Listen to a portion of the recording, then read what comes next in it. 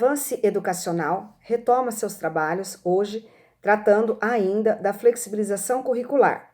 A flexibilização curricular será tratada hoje conforme o parecer do Conselho Nacional da Educação, o parecer CNE 05/2020, que foi pensado exclusivamente para atender este momento que estamos passando de escola em casa, de isolamento das atividades escolares realizadas em casa. E então esse parecer número 5/2000, ele foi pensado pela equipe do Conselho Nacional de Educação. Ele abrange todo o país. Como é um conselho nacional, ele é extensivo a todo o território nacional, brasileiro. Então, para continuar nos explicando e dando um norte aí nas nossas providências a serem tomadas daqui para frente, principalmente caso ocorra o retorno às aulas, nós trouxemos mais uma vez o nosso colaborador, que também faz parte do Grupo Avance, professor, supervisor do Sistema Estadual de Ensino, Joaquim Benício Peruso, que tratará hoje para nós, fará uma breve leitura e explanação desse parecer do Conselho Nacional de Educação. E o supervisor, ora aposentado, trará uma breve leitura sobre esse parecer, para a gente começar a pensar, caso haja o retorno, o que é que os membros do Conselho Nacional de Educação pensaram, para dar continuidade às atividades escolares, caso haja retorno às aulas, que foi previsto em setembro, não é? Então, pessoal, vamos lá mais uma vez, ouvir o nosso colega e parceiro no nosso grupo, o Avance, professor Joaquim Benício. É com você, Jô. Vamos falar sobre o parecer do Conselho Nacional de Educação, número 5/2020. Este parecer vai falar para nós sobre a reorganização dos calendários escolares e da realização de atividades pedagógicas não presenciais durante o período da pandemia. Para este parecer, o Conselho Nacional de Educação contou com mais ou menos 400 contribuições, tanto do segmento da educação nacional, quanto de pais de alunos da educação básica.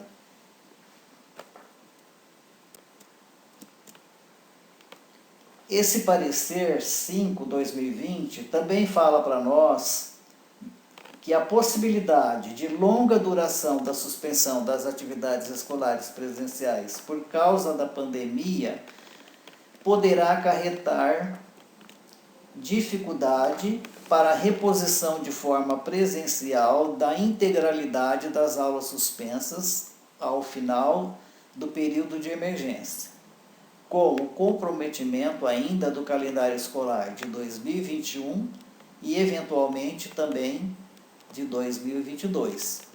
Então o Conselho coloca esta dificuldade, porque também não sabemos quanto vai durar essa pandemia. Outra coisa que pode acontecer também, prejudicial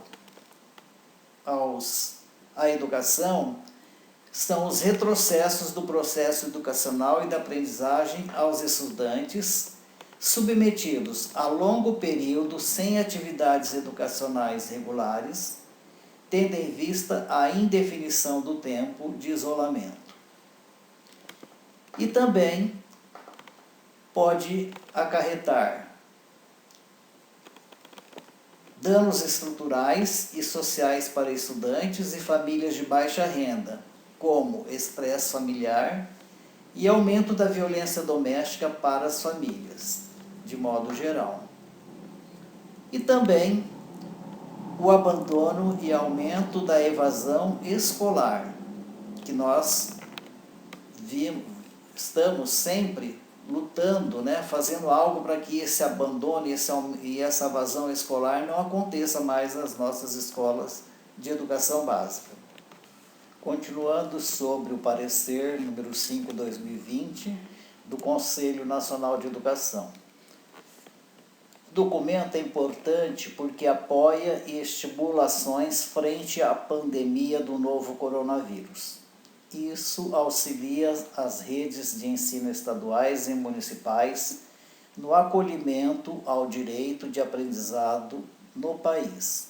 São palavras de Luiz Cury, presidente do MEC, que coloca em primeiro plano o acolhimento ao direito de aprendizagem no país pelas redes de ensinos estaduais e municipais. Também Wagner Vilas Boas de Souza, secretário de Educação do Ministério da Educação, diz que o parecer do CNE vem em uma boa hora e vai não só regulamentar, como tirar dúvidas. Esse parecer vem, inclusive, com o papel de fomentar que as instituições tomem medidas mais ativas, mais eficientes, para garantir ensino e aprendizagem neste tempo de pandemia. Então, o posicionamento do secretário do MEC é a garantia de ensino e aprendizagem neste tempo de pandemia. A reposição da carga horária, a sugestão do Conselho Nacional de Educação. O Conselho dá duas propostas possíveis de serem feitas pelas escolas, duas alternativas.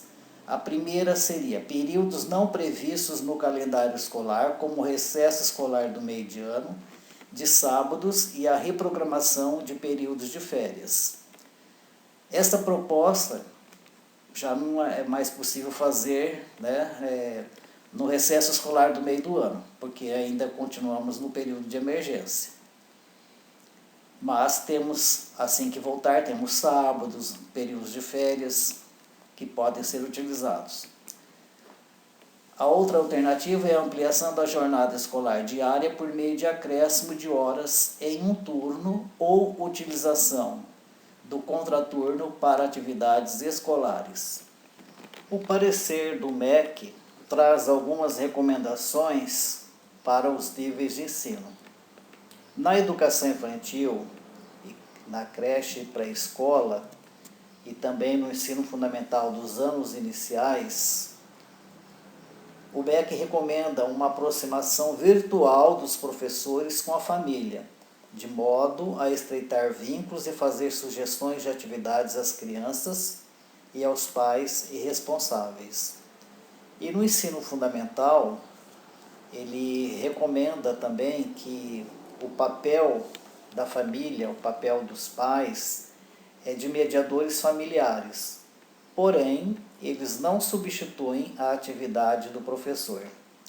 Então, nesse sentido, a importância da família junto às atividades dos pais, mas sempre com a orientação da escola e do professor. No ensino fundamental, anos finais e no ensino médio, o MEC recomenda que a supervisão de um adulto para a realização de atividades pode ser feita por meio de orientações e acompanhamentos com o apoio de planejamentos, metas, horários de estudo presencial ou online, já que nesta etapa há mais autonomia por parte dos estudantes. Neste caso, a orientação é que as atividades pedagógicas não presenciais tenham mais espaço. Entre as sugestões de atividades está a distribuição de vídeos educativos. Percebemos que para cada nível o MEC tem uma recomendação, sempre colocando a importância dos pais no acompanhamento das atividades dos filhos. O parecer 5/2020 também nos dá recomendações sobre a educação especial para os alunos, os estudantes com deficiência, transtorno de espectro autistas e altas habilidades ou superdotação, dizendo que as atividades serão também não presenciais, mas não esquecer das medidas de acessibilidade que devem ser tomadas, a organização e regulação de medidas que podem ser definidas por estados e municípios e outros cuidados que devem ser observados, principalmente quanto à mediação. Esse atendimento educacional especializado envolve parceria entre profissionais especializados e professores para desempenhar suas funções na adequação de materiais, além de dar orientações e apoios necessários aos pais e responsáveis. A atenção será redobrada e deve dar suporte às escolas na elaboração de planos de estudos individualizados que levem em conta a situação de cada estudante.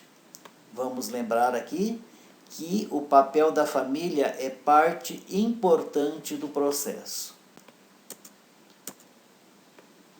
Com relação ao ensino técnico, a recomendação é a oferta de cursos presenciais em educação à distância, é ampliar esta oferta de cursos presenciais em educação à distância, criar condições pedagógicas não presenciais de forma abrangente a cursos que ainda não estão organizados na modalidade à distância. E os estágios vinculados às práticas na escola devem ser igualmente realizados de forma virtual ou não presencial. Com relação à EJA, o MEC recomenda que, enquanto perdurar a situação de emergência sanitária, as medidas recomendadas devem considerar as condições de vida dos estudantes para haver harmonia na rotina de estudos e de trabalho. O parecer do Conselho Nacional de Educação número 5, 2020, fala-nos sobre as atividades não presenciais e diz que por atividades não presenciais entende-se aquelas a serem realizadas pela instituição de ensino com seus estudantes quando não for possível a sua presença física no ambiente escolar. E que as atividades pedagógicas não presenciais, em primeiro lugar, são para evitar o retrocesso de aprendizagem por parte dos estudantes e a perda do vínculo com a escola. Isso pode levar à evasão e abandono. Com relação à reposição presencial, pode haver dificuldade de reposição, considerando a possibilidade de uma longa duração do período de emergência. Então, algumas dificuldades, para essa reposição podem até impactar o calendário de 2021 e também pode acarretar retrocesso educacional para os estudantes. E o Conselho Nacional de Educação, na reorganização dos calendários, ele dá duas formas de reposição, a não presencial e a presencial. Então, essa segunda modalidade, se possível, é viável do ponto de vista estrutural, pedagógico e financeiro. Sobre a reposição presencial, ao fim da pandemia, o Conselho Nacional de Educação recomenda a utilização de períodos não previstos, como o recesso escolar do meio do ano. Isso não vai ser possível porque o meio do ano já foi.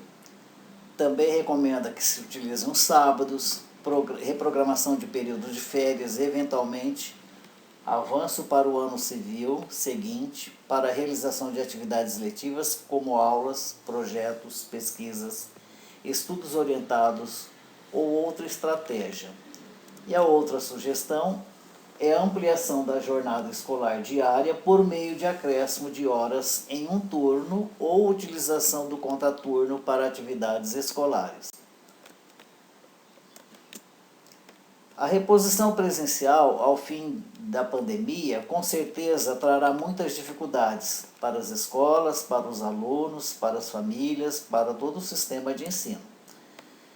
Mas é importante que se faça a identificação de alternativas para reduzir a necessidade de reposição presencial de dias letivos, a fim de viabilizar minimamente a execução do calendário escolar deste ano e, ao mesmo tempo, permitir que seja mantido um fluxo de atividades escolares aos estudantes enquanto durar a situação de emergência. O cômputo da carga horária realizada por meio de atividades pedagógicas não presenciais conforme o parecer 5/2020 do Conselho Nacional de Educação.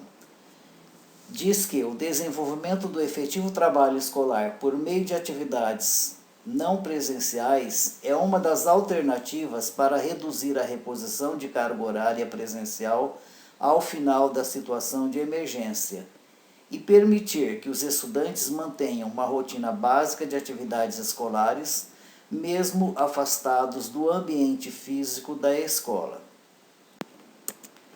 No cômputo da carga horária realizada por meio de atividades pedagógicas não presenciais, o MEC nos lembra a modalidade educacional que conhecemos por EAD, Educação à Distância. Nesta modalidade, ocorre a mediação didático-pedagógica nos processos de ensino-aprendizagem por utilização de tecnologias digitais de informação e comunicação. A gente já está vendo que os nossos alunos, principalmente do ensino fundamental e médio, já estão utilizando as tecnologias digitais de informação e comunicação para as suas atividades didáticas, suas atividades escolares. Esta modalidade se caracteriza por toda e qualquer programação incluída na proposta pedagógica da instituição, com frequência exigível e efetiva orientação por professores habilitados. Esta modalidade não substitui as aulas presenciais. São práticas pedagógicas mediadas por tecnologias digitais de informação e comunicação.